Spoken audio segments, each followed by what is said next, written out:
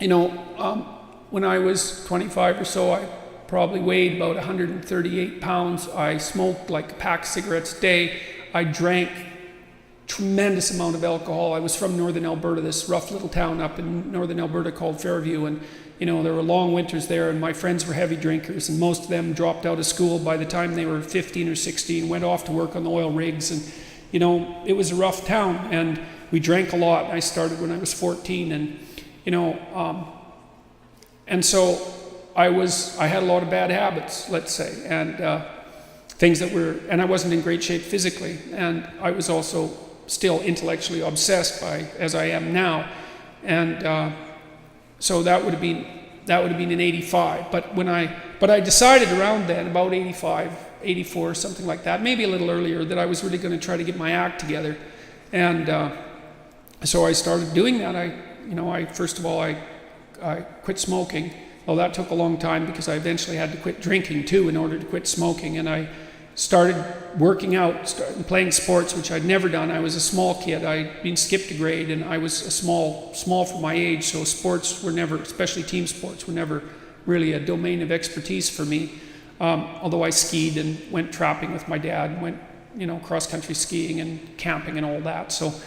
But when I went to graduate school, I started swimming. The first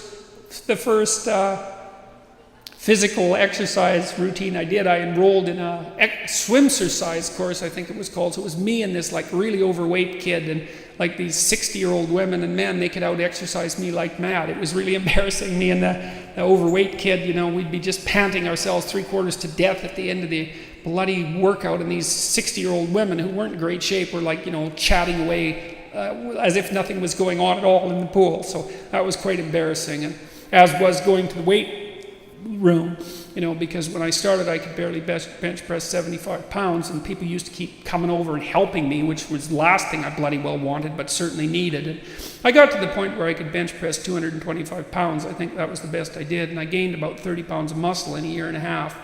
So that was a good thing. So I was kind of a wild man, and I'm a little bit manic in my temperament, and so I was kind of going every direction at the same time. So, and I don't regret that. I had a fine time when I was a kid, but I needed really to get disciplined, and I had to do it because I was working on these hard problems that I've been discussing with all of you, and I've been working on them really obsessively since I was probably about 18, maybe even earlier than that.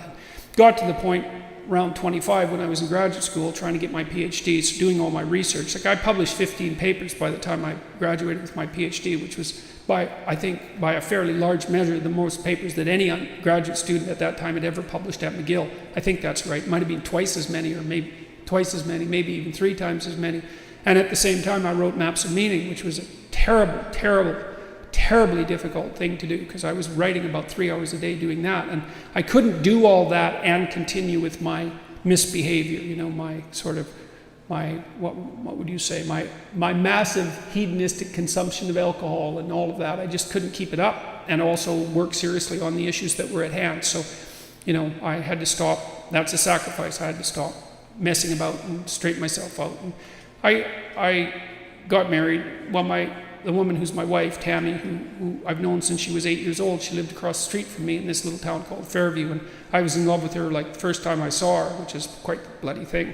So that's worked out pretty well for me. But she came to live with me about the same time, and we decided jointly to get our act together, and we swore that we'd tell each other the truth, which I think she's actually done better than me. Like I don't think she's lied to me ever in our entire marriage, which is unbelievable, and it's been so useful because I can really tell her things and we can really talk. So I tell you, if you want to have a good relationship, man, you embed it in the truth, because if you don't embed it in the truth, you don't have a relationship. It's just lies. It's a tissue of lies, and it will dissolve in the chaos as soon as a crisis comes along. So the truth is a terrible thing, but not compared to falsehood.